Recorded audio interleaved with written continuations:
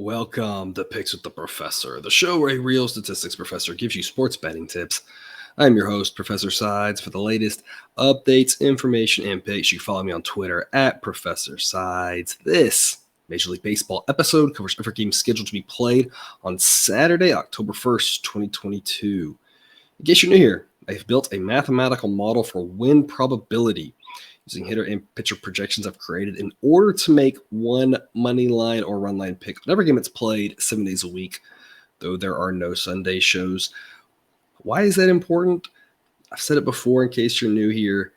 It's important because we're always trying to make sure that the prices that we enter into the market at, especially on money line plays, that we feel confident that the probability that they hit is larger than the probability that's implied off that money line. So we're not just trying to figure out who wins. We're trying to figure out, is it a good price? Because if we figure out just who wins, but we're laying prices like minus 140, we got to be right way more than we're going to be right. So that's why the win probability part is so important. Note, these probabilities use normal starting lineups, which kind of matters now as we're heading out of the into the regular season, something to keep an eye on for some of these teams. And of course, current rosters up until the time I start recording. We'll be showing the banners on the screen of the thresholds for the A or B grade plays so that you can make the best decisions possible based on the current odds and books you do business with. My goals for this episode are to share key information about these games, give you some things to think on, and explain why certain plays are being made in order for you to come up with picks that you are comfortable with. I never recommend blindly tailing or fading any pick, rather hear the justifications and thought processes to make sure you're fully on board with me or against me before investing your hard-earned money. So I'm always saying take what you like and leave the rest. So go through my plays, remember that there are no locks in gambling. So we'll give you our loves, likes, and leans, that is A, B, and C grades, to indicate my confidence level with respect to scaling wagers. And as always, please remember that good and bad variance will occur. So as much as I'd like to say we'll be profitable each and every day, that is an impossible reality for any gambler. Friday so far, I'm recording this, not all the games done, but looking like a fantastic day for us. Looking like a fantastic week, one of our best weeks of the season here. It's been a good week. Totals still profitable since we started keeping track of those again here. Just a lot of good things, and hopefully we'll keep that going. But as I'm always saying, when things aren't going well, you never know when it's going to turn around. And as I'm always saying, when things are going well, you never know when it's going to turn around. We just got to keep good, sound betting principles when things are good and when things aren't. Things are more good than not. But when things are good, that doesn't mean we go crazy. And when things are bad, that doesn't mean we go crazy, right? So it's been a fantastic week. Let's stay disciplined. Hopefully we can continue that here. A lot of things I like here on this Saturday. But before we get to that, some reminders. Please hit that like button if you're on YouTube. Also, if you aren't yet, please consider subscribing or following. It's free. And if you turn on notifications, you won't miss any of the college basketball, MLB, or college football content that this channel provides. Check out Horse Racing Today if you like to play the ponies. You can find their stuff at horseracingtoday.net. They've got a team of 5 with over 125 years of combined experience in handicapping horse races. There's an angle they don't know or bias they can't identify. The link for the YouTube shows or website are in the description. And lastly, as a reminder, we've started the Patreon page. For those of you looking to support the show, membership starts at $3 a month. Benefits get you exclusive access to the play of the day. Hey, y'all watching this? We got college football coming up today. I'll have a play of each time slot. The college football play has been going well over there. Get another baseball play of the day for you here every day. Sometimes 2 a day, depending on what's going on. If I like a day game and a night game, might give you a little double feature there, right? So a lot going on here. Lots of good plays of the day you can get there if you join that Patreon group. You can also get access to our Discord chat, ad-free, and early access to the shows, and early access to the projected spreads in case you want to go ahead and take advantage of some poorly priced opening lines. So lots of goodies over there. That Patreon link is right there in the crawler. We got 16 games scheduled for today. A couple of them might have some rain issues, of course, from Hurricane Ian. We'll get right to it, though. 1 p.m. Eastern, Phillies at the Nats. They're going to try to play a doubleheader today. They were initially going to try to play a doubleheader on Saturday. They moved the game up, and they shouldn't have, as it turns out that the storm caused a lot of rain throughout the day Friday, and it looks like it's going to be overnight Saturday and then clearing out sometime Saturday morning. Still some lingering chances of rain here for this 1 o'clock Eastern start. but it looks like it will clear through, be light, that sort of thing, and or maybe delay it a little bit, but it shouldn't be too bad before it clears out. Weather-wise, temperature-wise, it's going to be relatively chilly. We're going to be in the mid-50s for this one. The wind's been blowing in from right field at 10 to 15 miles an hour, so absolutely miserable playing weather, great pitching weather, but otherwise people won't be having fun out there, I think, weather-wise. Kyle Gibson, who's really struggled on the stretch, 44 ERA on the season. Now, the underlying metrics say it shouldn't be that bad, but he just hasn't been really trustworthy the last couple of months. He'll face Anibal Sanchez, who has had a pretty solid resurgence, looking as good as he's ever looked in his career with a 4.06 ERA, but the advanced metrics say it's not sustainable. It's a lot of good luck. He's not really this good of a pitcher. You may have already had that opinion anyway, but the advanced metrics say his ERA should be close to 6. So I still think Gibson's a better pitcher, but I don't really trust either one of these guys right now. But you can see on the screen, Sideline says the total should be 7.1. That's all about the weather in this one, as it's just not good conducive hitting weather. And it's like we saw in April, mediocre and bad pitchers having good starts because the weather helps them out. And that's kind of what we're going to see today. Ball will just not carry in this game. Sideline says it should be Phillies minus 164. No line as of yet. But as you can see on screen, if we could get the Phillies at minus 160 or better, that would be a B grade pick. If we could get them into the minus 140s, that would be an A grade play. For the Nats, we're looking for really plus 170s or plus 180s before that becomes an investment that we're after. Given the low total, if I was playing the Nats, I would definitely take the run line. Didn't work in Friday's afternoon game, but I think it's the same principle play of they might pull it out, but with a low total, they could easily lose by 1. So I think that run line offers a lot of value there. If that's the way you're going, if you're playing the Phillies, I would just play them on the money line. 105 Eastern, first pitch Orioles at the Yankees. Orioles get it done for us here on Friday night, winning outright for this Saturday afternoon. It'll be mid-50s and some chance of rain from Ian there lingering around. Winds will be blowing in at about 15 miles an hour, maybe a little bit across. It'll definitely help the pitchers. The question is just how much is it going to help them based off of is it more in or more across, but it's definitely going to be enough in to help them. Just the question is how much. Sideline says total of 6.9. Again, just not good hitting weather here. Even though the pitchers, Nestor Cortez is solid, Voth is not. He's below average. The Yankees have a good offense, but it's just not good hitting weather here. So we're expecting a low total in this one. And that's why I'm playing under 7.5. The under worked brilliantly Friday night. I'm going to play it again here on Saturday, even though it's a daytime game. It's just not going to be good hitting weather. So playing under 7.5. With regards to the side, right now it's priced really well. So you can see the prices on screen. You can see them in the sheet too.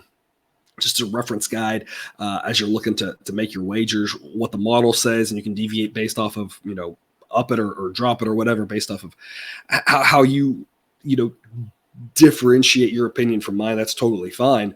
But you can see on screen my thresholds for the Yankees, and I'm really looking to get a number that starts with a 1. As you can see, it's kind of my goal back in the Yankees. And right now I'm seeing minus 210. And Orioles, I'm looking to get a number that at least starts with a 2. And right now I'm seeing plus 192. So you can see it's just not a good price on either right now. I'll take a chance with the Orioles on the run line, just like we did last night, though, but only a C grade pick. I don't think it offers a ton of value at minus 115, but I'm expecting a low scoring game. So I think it's going to be kind of that similar 2-1, 3-2 type game. Maybe the Orioles win, maybe they don't. I think the run line is probably the best bet as of now. That's what I'll take, but it's not one I think offers a tremendous amount of value. But by the time you watch this, based off where you're shopping around, maybe that's not the case. Maybe you've got a valuable play that isn't available to me right now. 2:10 Eastern start time. Reds at the Cubs. One of the few blemishes we had on Friday. The Reds offense did their part not scoring. Unfortunately, Graham Ashcraft model really likes him, and he didn't get the job done.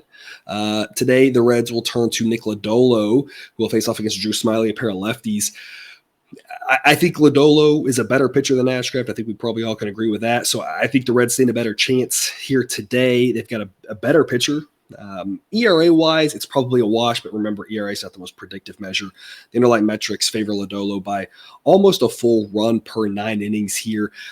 Sideline says Lodolo gets an 84 rating, whereas Smiley gets a 103. Remember, 100 is average, lower is better. So we're talking about a much better pitcher over a full standard deviation better for Lodolo than Smiley. So I like the starting pitcher edge the Reds have. Of course, the Cubs offense is better than the Reds offense. Interestingly enough, both offenses get a boost facing left-handed pitchers. So one team doesn't really have more of an edge there. It's still just advantage Cubs offense.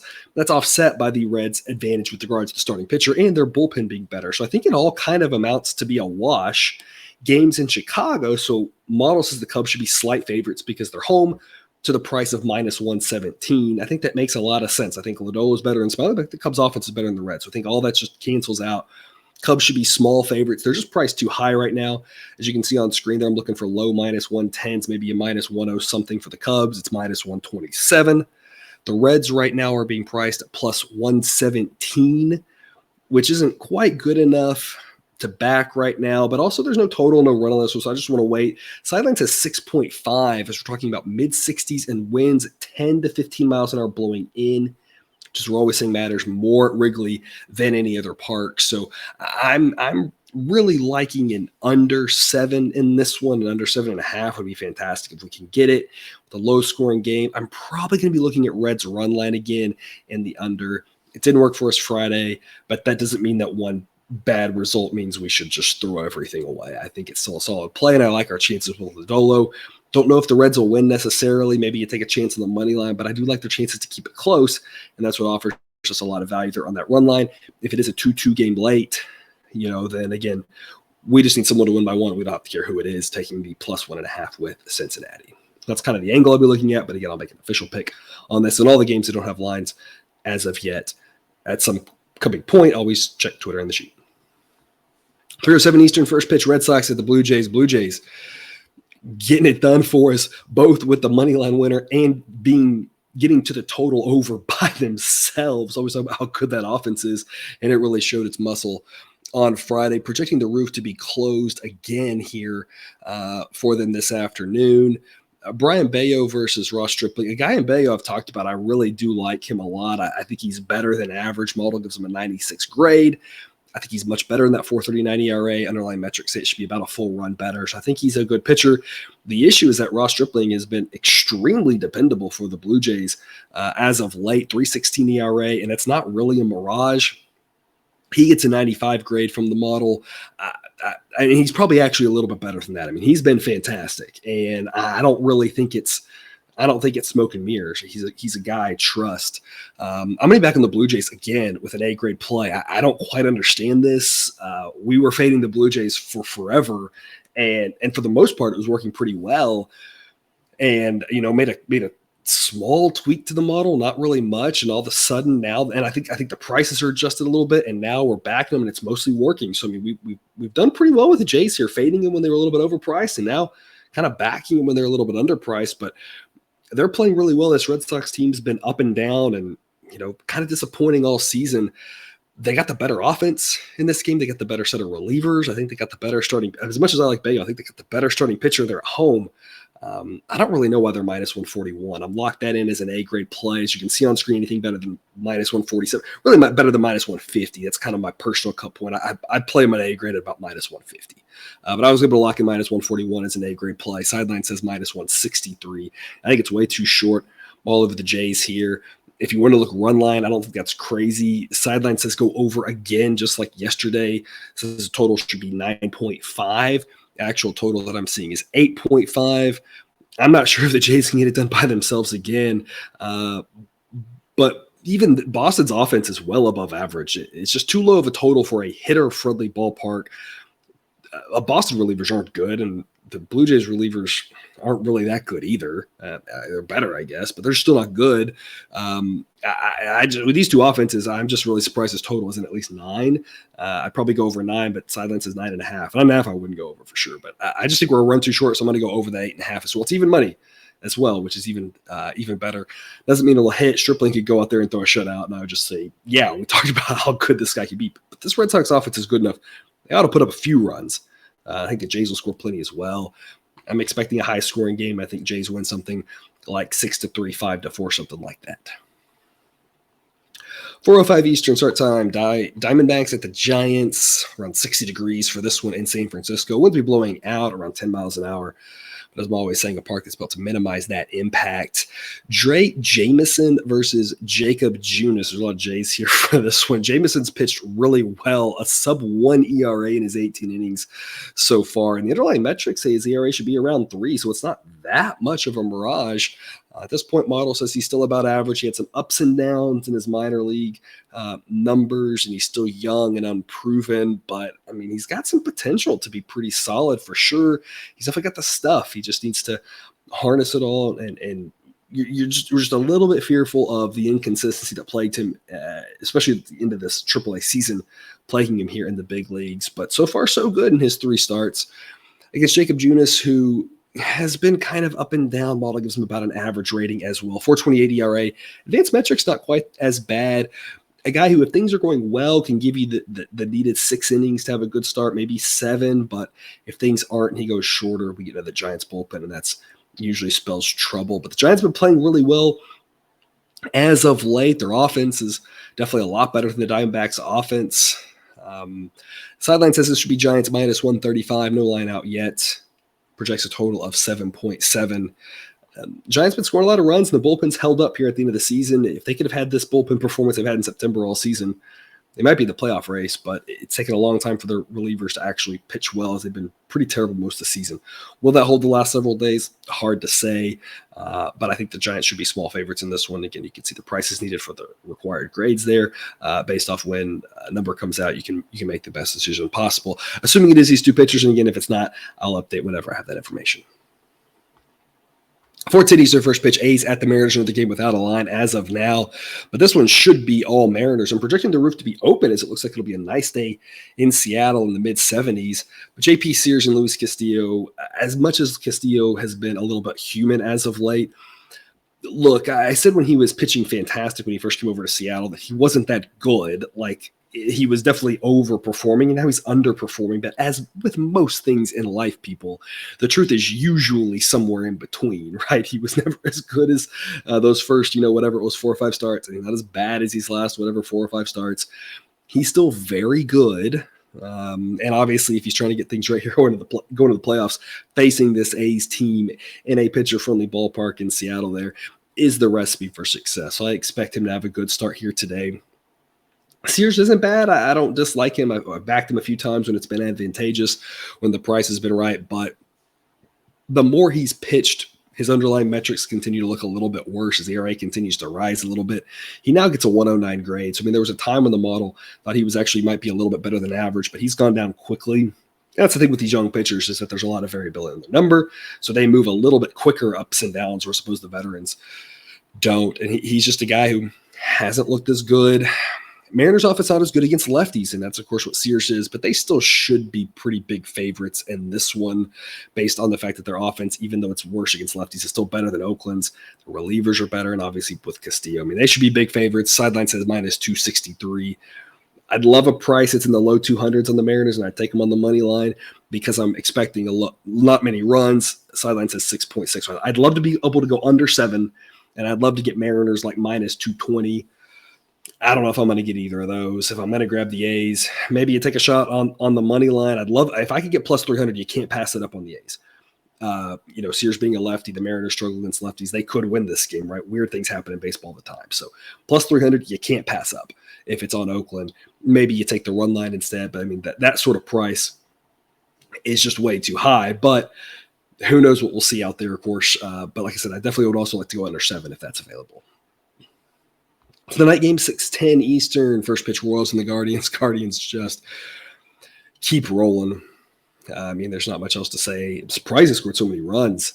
In this one, kind of expecting more of a 4-3 game, not a 6-3 game, but, they still keep winning for us. This one will be mid-60s. Winds will be blowing in at 15 to 20 miles an hour. You're going to have some massively strong winds blowing in on this one. Total 7.5. Sideline says 7.1. I think right now that 7.5 has got some juice to it. It's one I looked at a long time trying to figure out if I should go under or not. Official recommendation, it's really on the edge. I'm not making it an official recommendation. Here's why. The weather is not home run friendly, and Major League Baseball offenses are built to be off the home run. We've talked about this a lot. If you've been with me for any time, we talked about that's just their higher percentage of runs come off of home runs in these times than ever before in the history of the game. It's not about, it's about walks, right? It's about hitting for power. Here's the thing, though. We aren't going to see many home runs in this game, I don't think. I mean, you're going to have to just destroy a ball, and it's possible, but it's not likely. But I just am not trusting these pitching, the pitchers in this game to not just walk guys and just give up line drives.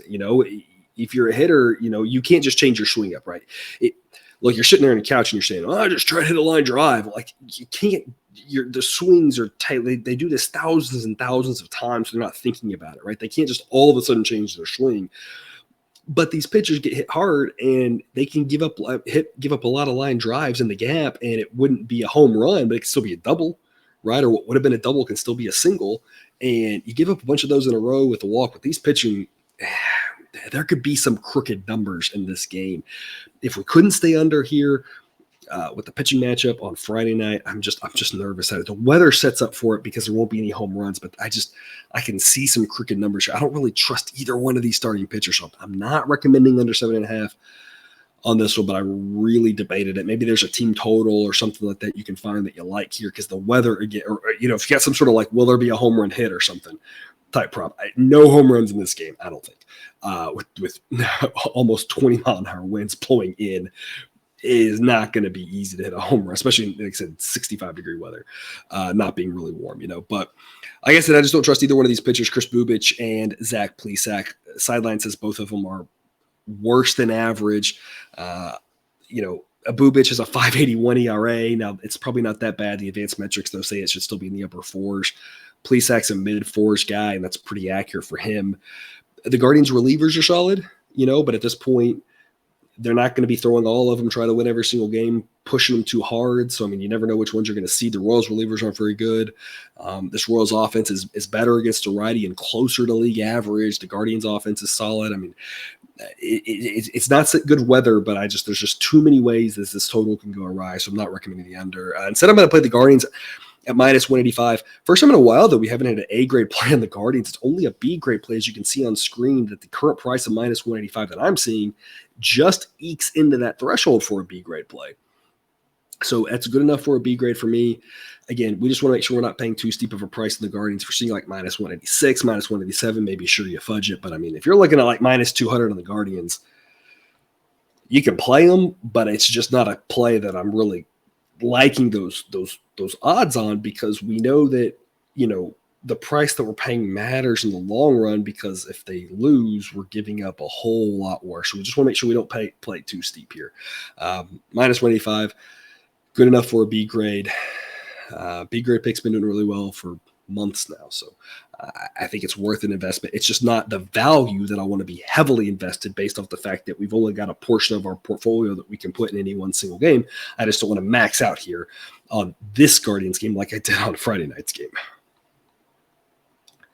16 Eastern start time, Twins at the Tigers. Twins rocking and rolling for us, getting us to, if you had that, I lucked in over 7.5 at plus odds. If you went with the over 7, which is probably what most of you got to push on it, all because of the Twins.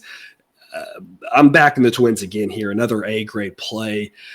Sideline says it should be minus 176, and the actual price is minus 123. This is a no-brainer A-grade play. I don't quite understand it. The Twins did struggle for a little bit, but they're still a pretty solid team. We've seen them play pretty well the last week or so. And you saw what they did Friday. This Tigers team still isn't good all of a sudden, and the Twins still have a lot of talent. I don't really love Dylan Bundy, but I think he's a better pitcher than Drew Hutchison. Both of them have pretty rough ERAs and underlying metrics, but I still think Bundy's more trustworthy than Drew Hutchison is, which isn't saying much. Bundy gets a 109 grade and Hutchison a 119. So, it's not pretty either way, but I still think Bundy's the better pitcher. The Twins relievers are better. The Twins offense is better. This is all Twins here. And like I said, I don't really quite understand why this number is so short. Sideline says 9.1 on the runs. I'm going to go over 7.5 at minus 120. Maybe the Tigers can help us out and try to get a run or so here. But we're talking about winds blowing out to right field at 10 to 15 miles an hour. So, I mean, a routine fly ball got a chance to be a double. A double's for sure going to be a homer if it has any carry to it at all. I mean, mid-60s to start, low 60s to close. So not going to really get any help from the temperature, but we are going to get a lot of help from the wind. So expecting a lot of runs, again, subpar starting pitching. I don't expect the Tigers to be shut out like they were on Friday night. I expect them to get 2 or 3 runs themselves, but I do expect the Twins to put up some big numbers themselves off of Drew Hutchison and a Tigers set of relievers that just continues to grade worse and worse and worse by the week, it seems, as they've really struggled down the stretch, just worn out from all the innings they've thrown all season. So I'm all over the Twins, and I'm all over this over as well. 7:05 Eastern, game 2 of that doubleheader in Washington. So a chance of some lingering showers hanging around for this one.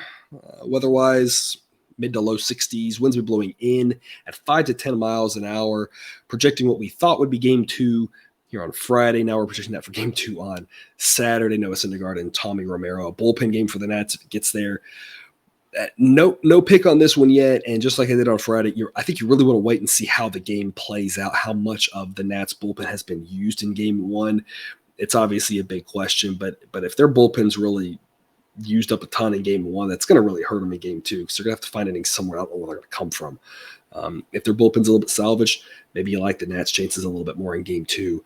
Noah Syndergaard, not a great pitcher, but at least decent, respectable, can eat some innings up. Just a lot depends on how game 1 goes to figure out what you think about game 2. Right now, though, assuming nothing crazy, sideline says a total of 7.6 and Phillies minus 191. 17 Eastern, first pitch, Marlins at the Brewers. I got to tell you, I feel like I nailed this one. I said that we had sideline had a total of 5.4, which is the lowest total I've seen all season. So fittingly, we get a 1-0 ball game, and that Marlins run line comes through for us.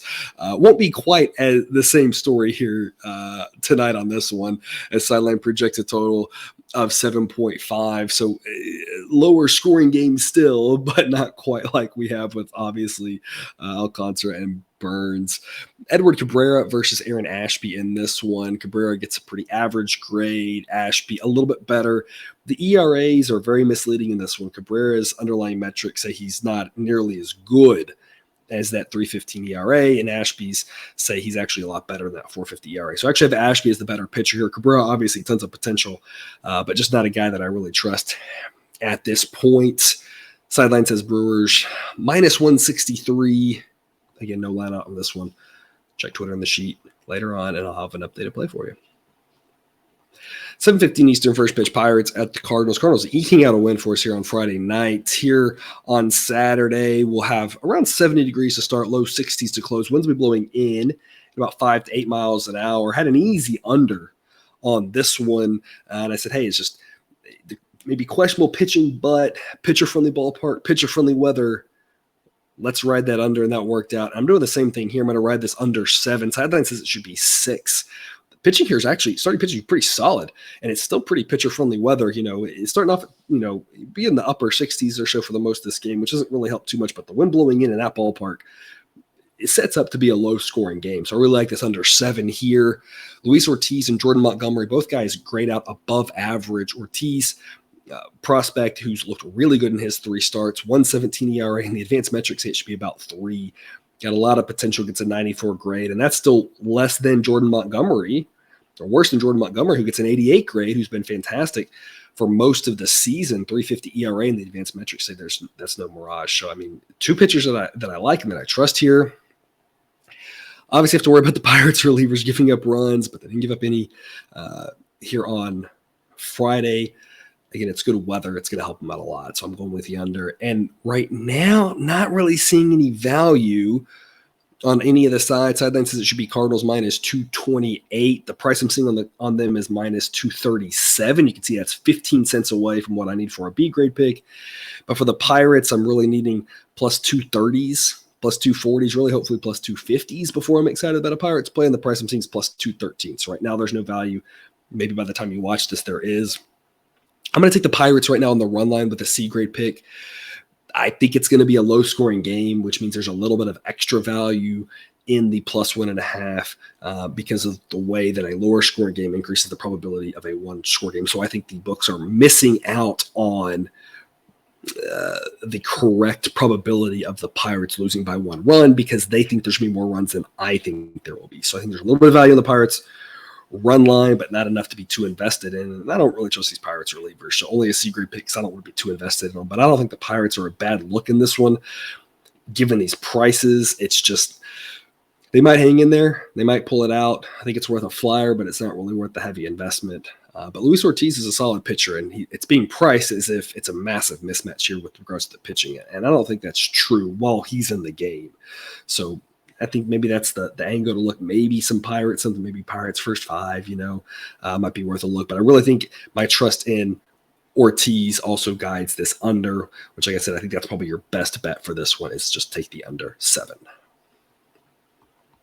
7:20 Eastern, Mets and Braves. Another one that we just completely nailed on Friday where I said I would not go under 6.5. I know these two pitchers are fantastic, but I said the wind is blowing out way too much and someone's going to hit some home runs. And sure enough, there were 4 home runs hit in that game, giving us to 7 runs. So just the exact carbon copy of what I said played out. We got an A-grade with the Braves and the plus odds in a game that was a whole lot more coin tossy than the odds makers expected.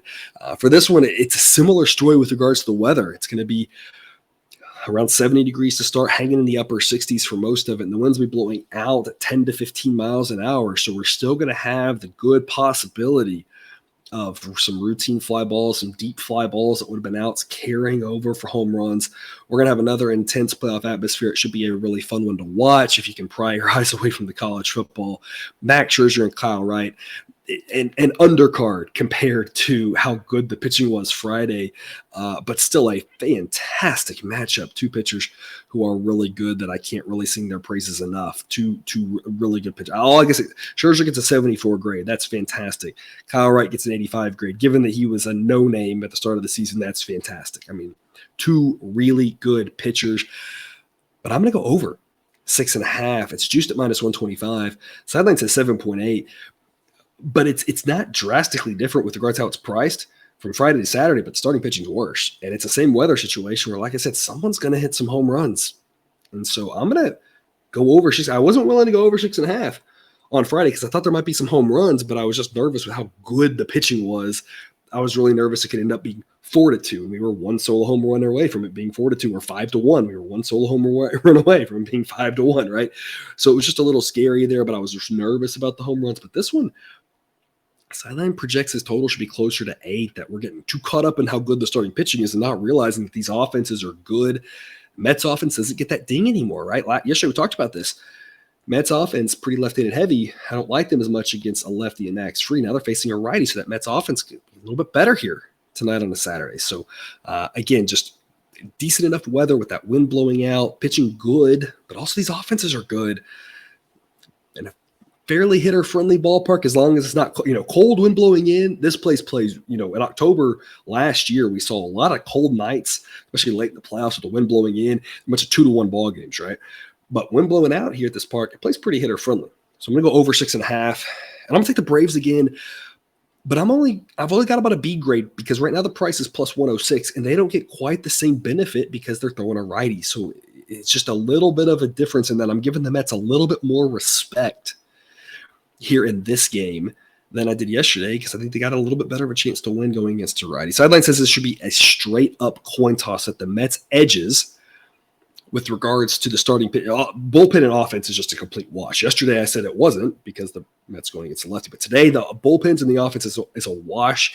The only edge you've got is Scherzer's a little bit better of a pitcher than Kyle Wright. That's offset by the Braves being the home team. Coin toss game straight up. So I'm going to take the Braves plus 106. It's just not good enough odds to be super excited about. I think it's a smart investment.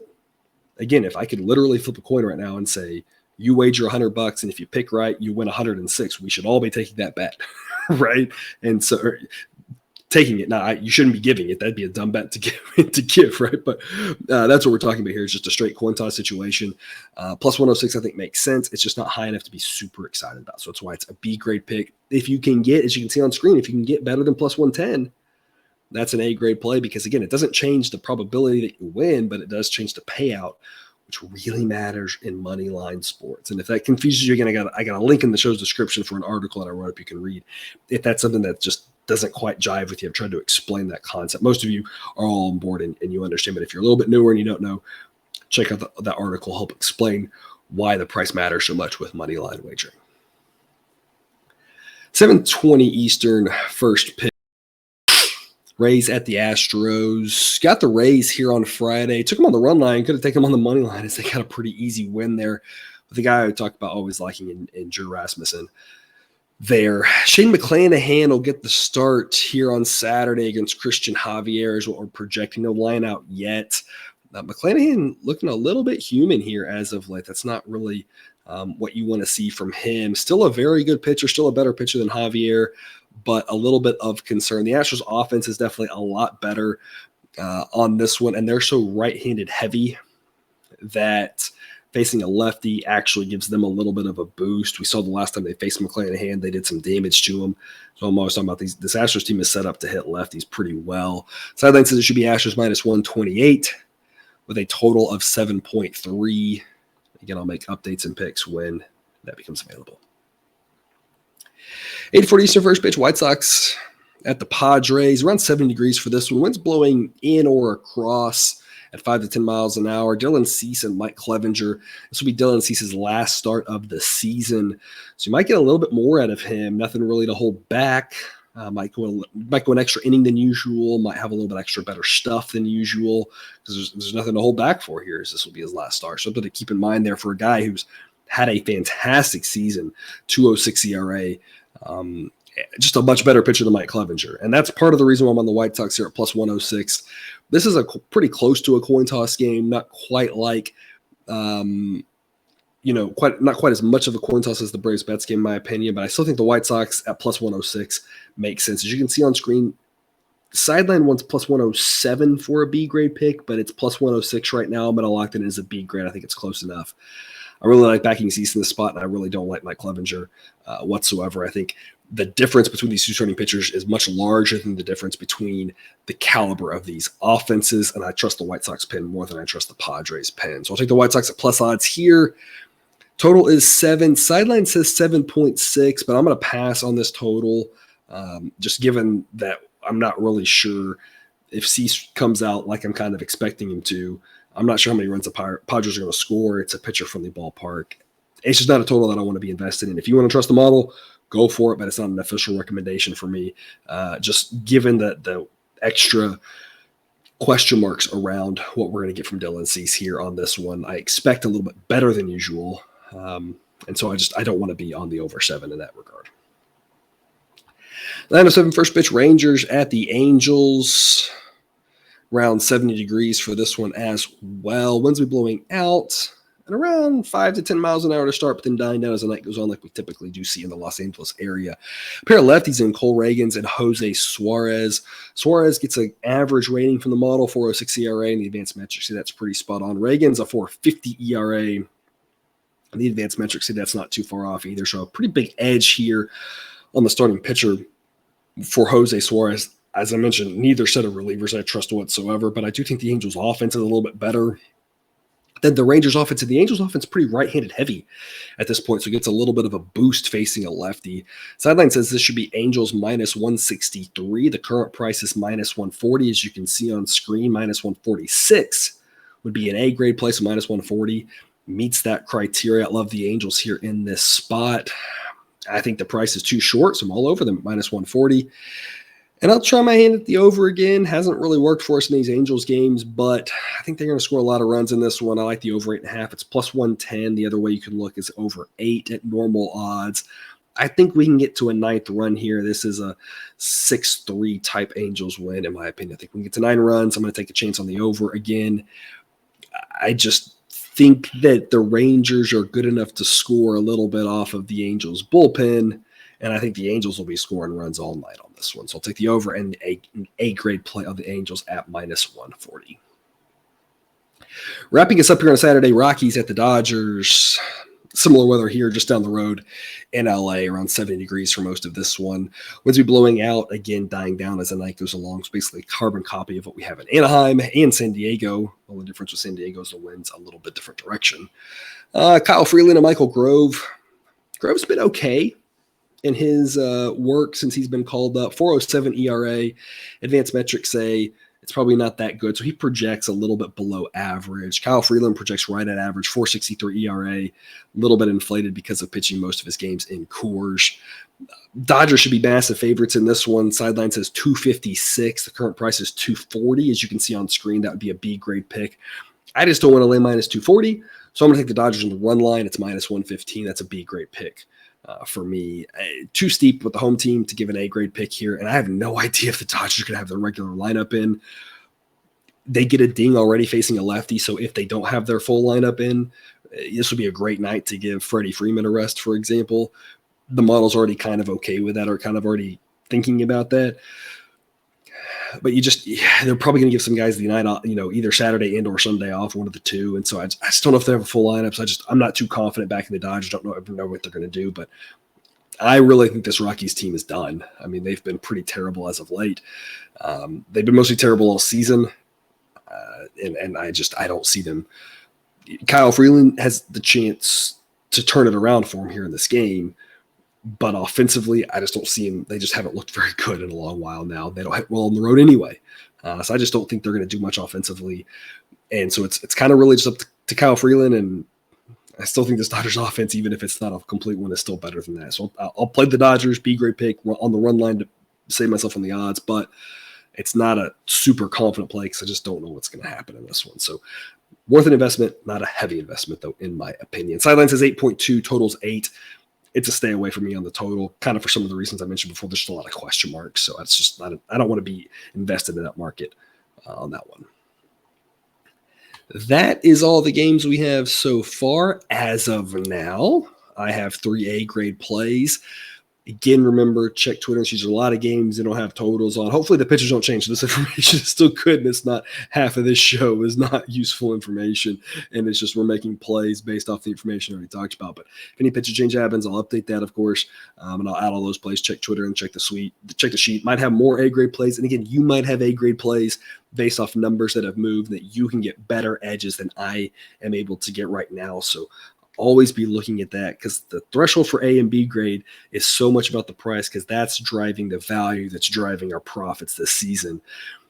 It's not about picking winners, and that sounds kind of crazy, but it's not, because if you're betting good plus odds, you can still win less than half your games and be profitable. And some of the best handicappers in the world betting baseball will only win 45% of their games, but they're betting only big plus odds, and they're picking the right spots. So it's about making sure you got value. And if you're winning 60% of your games, but you're betting always minus 190, you're going to be losing money, right? So it's not about, do you hit 60%, do you hit 45%? It's which ones do you hit?